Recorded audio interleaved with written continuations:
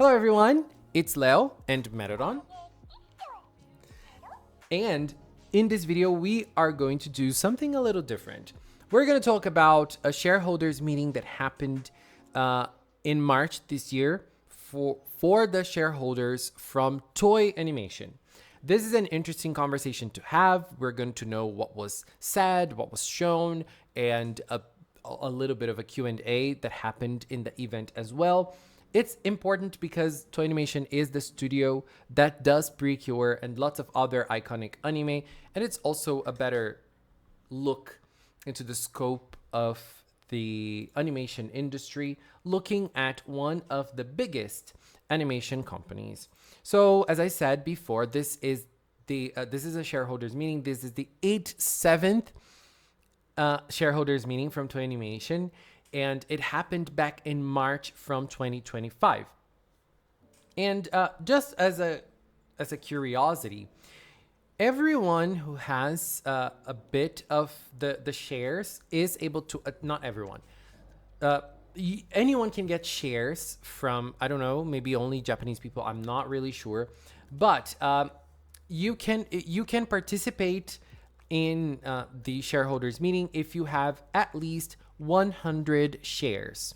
The current price of a share is 3,027. Oh my God, numbers are hard in English.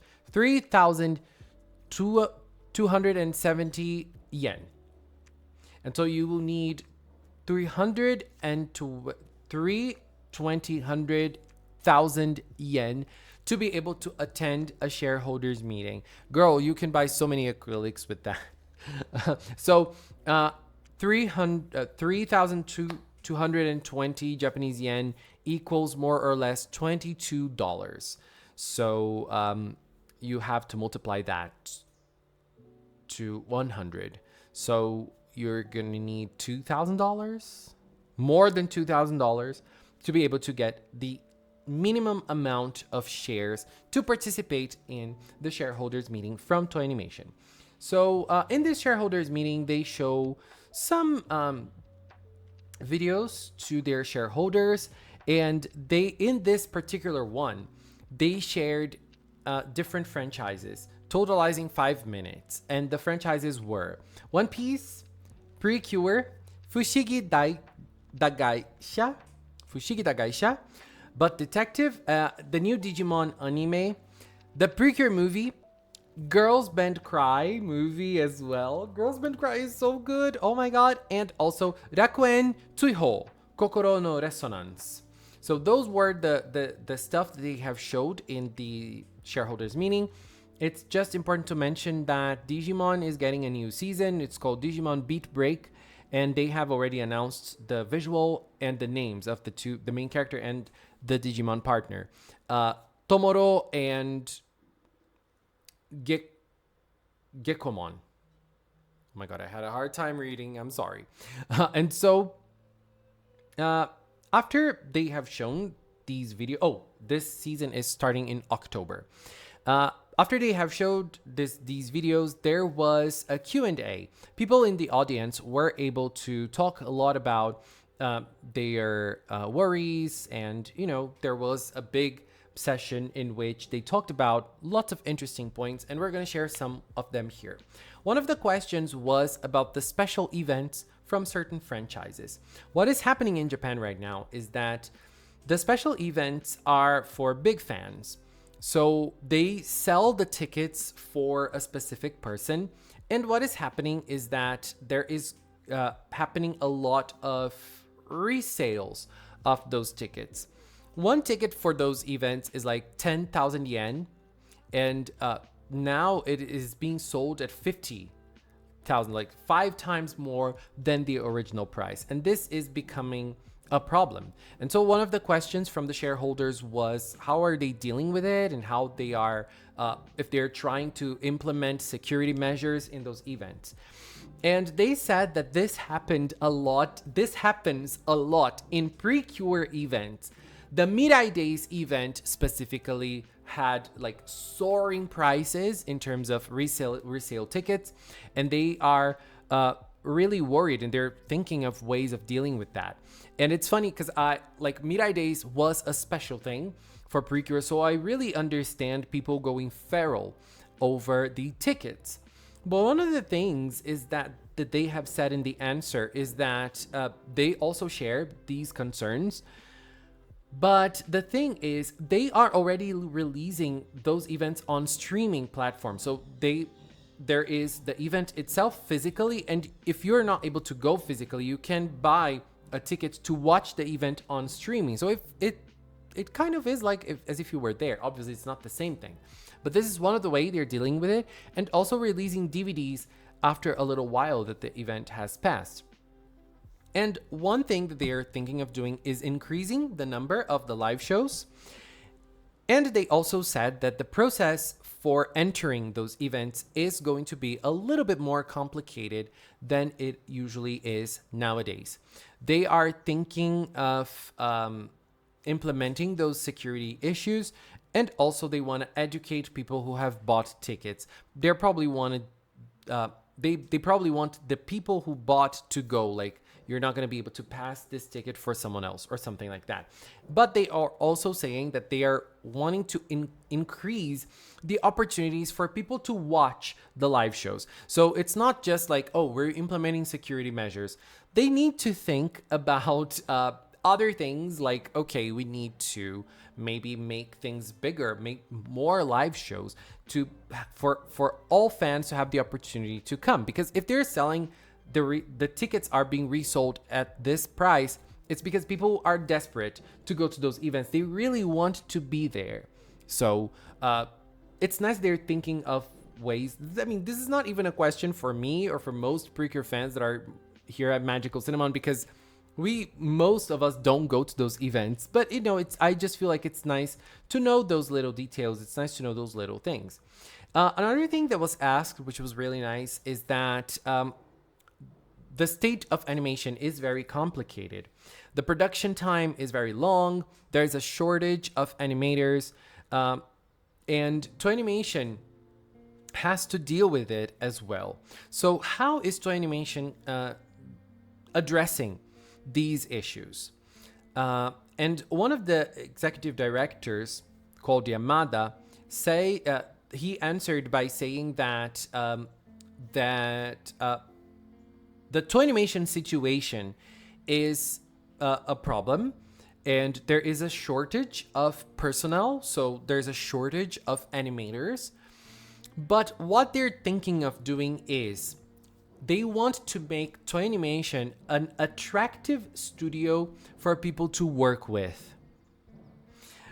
There is no detail on what this is, but an interesting place for you to work with is a place that you have time to work normally in what you do, and also a good salary or a good payment for what you do. So I really hope this is what he was implying in his answer, but we do not know the details. But it's nice that they are raising this.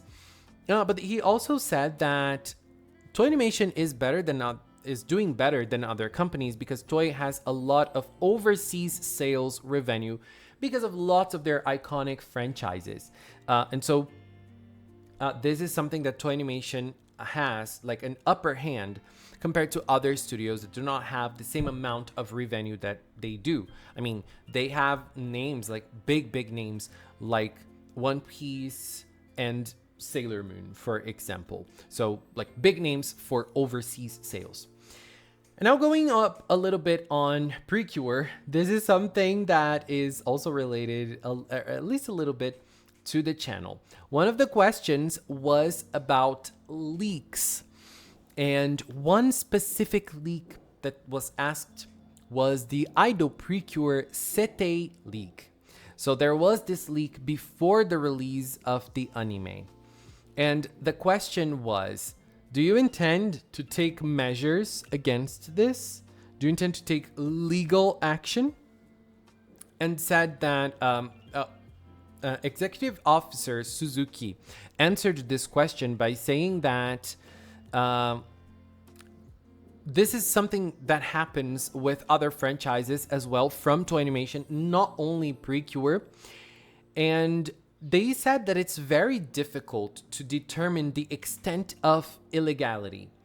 And so, even though it's hard, they also intend to take measures against illegality, including the distribution of illegal media distribution.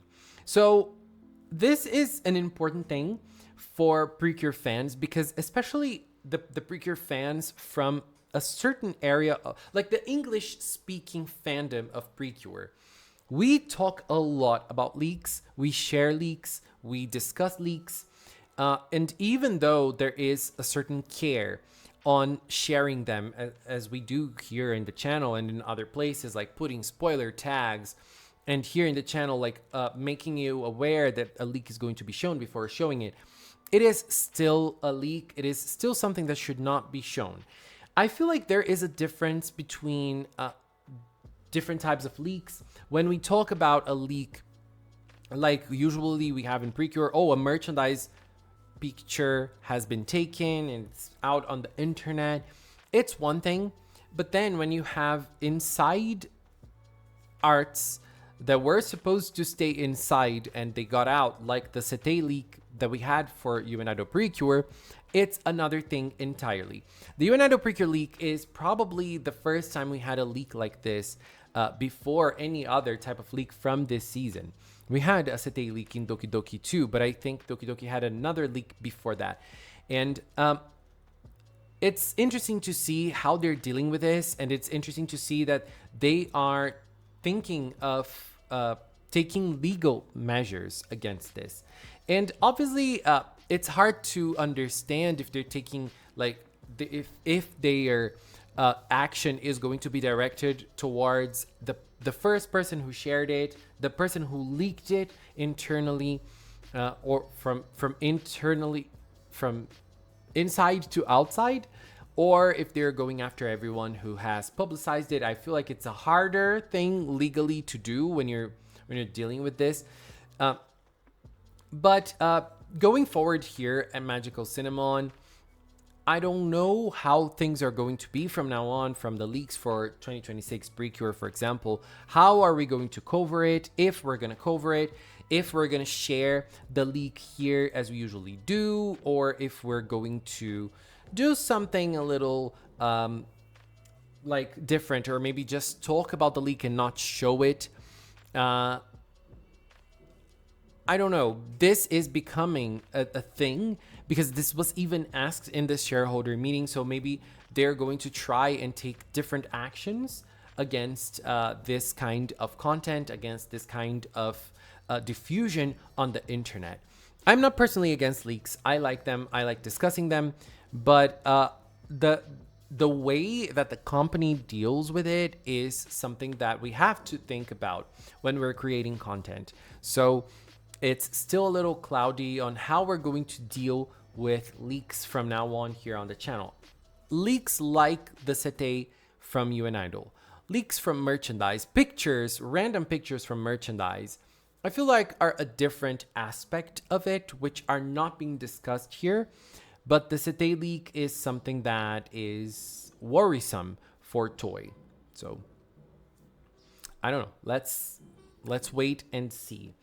And then they have other questions related to live streaming the shareholders meeting, which is something Toei Animation does not do. Because if you are someone who has shares on Toei and you're not there, you cannot see the shareholders meeting. And one of the executive officers say that they are thinking of, they're considering on streaming it. But they said that there are risks and issues. So they are like really studying it to understand how they're going to deal. And then they also talk about a possible 3D museum from the Toei Animation works. And they say that there is a museum in Oizumi, which is a Toei Animation museum in Oizumi. And they say that this museum is very loved by the Oizumi community. And so they want to think about other ideas and create other museums in the future. And then there is a question about the preferred networks partnership. The Preferred Networks partnership is something that we have shared here on the channel. There's a video about it. It's here. It's this one, which is this partnership between Toei Animation and Preferred Networks, which is an AI company. And they are studying it. They are perfectioning it. So this is something that they are doing already. I have done a video on it here on the channel. It's a very nice discussion if you'd like to check out. The video is from more or less a month ago. So there's a lot in the video. Go check it out if you haven't. It's a very interesting discussion. And Toei Animation has talked about this in the shareholders meeting as well. Important to say that when they have announced the Preferred Networks partnership, they have released certain slides for the shareholders, and they ended up on the internet, and the way they shared it made it look like Wonderful Precure had AI in its production, but Toei Animation had come forward and said that there were no AI used in Wonderful Precure, or never in Precure before. That was just an example of things that they could possibly do in the future. But for now, there was no usage. I feel like it's important to highlight this. But they are thinking of, there was a question about this aspect, and they say that the question was, how about the copyright issues when it comes to AI usage, and also how to deal with the backlash, both from the users and from the animators. Important to say again here, when they have shared the slides with the Wonderful Precure images, after a little while, they had updated the slides and took off the Wonderful Precure images because there was a lot of backlash. Fans really don't want AI to be used, and so there was a lot of backlash from the community and from animators as well. So they took off the Wonderful Precure images and made it clear that they were not using this Preferred Networks thing in Wonderful. So they are aware of the backlash. They are aware of the criticism and the problems in using AI. And so one of the executive officers said that the details on the partnership between Preferred Networks and Toei Animation hasn't been decided yet. And so what they're doing right now is they are conducting a survey among the in-house animators on how to utilize the Preferred Networks technology. And so they are also aware of copyright issues, and they say that they are intending to proceed slowly, whatever that means. I think that this is one thing they want to do, it meaning that they're going to study things very well before actually implementing it in their works. The Preferred Networks technology has been used in a short anime that they did, but it's only for backgrounds. So it's not something that is like creating animation as a whole. It's just a specific thing. If you're curious, watch the video that I did prior to this, because it explains very well what the Preferred Networks thing is. They also talk about new IPs. This is something that they are also discussing in the live stream, not live stream. Oh my God, the meeting. They say that they're like, one of the questions was, do you want the new IPs from Toei Animation to be like Dragon Ball and Precure? So like, it's very nice that Precure is always brought up as something very iconic and powerful. And or they just want to create games, or how are they going to deal with new IPs? And they're still thinking, and they're still thinking like everything needs to be considered when thinking of a new IP. And they even use examples of works from Toei Animation that are very popular overseas, others are not, and they're something more local, which is the case of Precure, for example, and other shows like Butt Detective, for example. They're very local in Japan, and others like Dragon Ball are very like worldwide hits.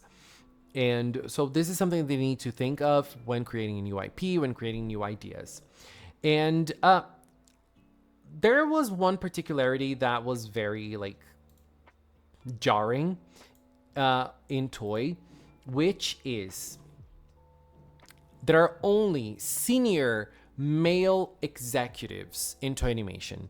There is no female executives.